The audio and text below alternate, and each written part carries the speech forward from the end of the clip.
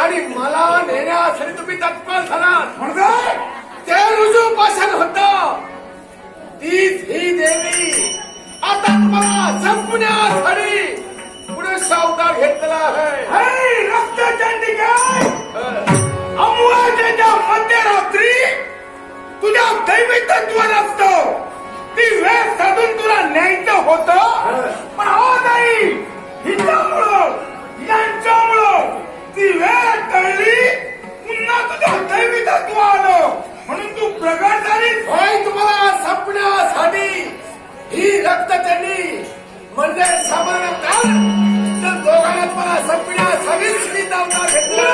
मी सांगतोय तुझ्या भक्ताला मी सोडलं पाहिजे तुझ्या दैवी तत्वावर मात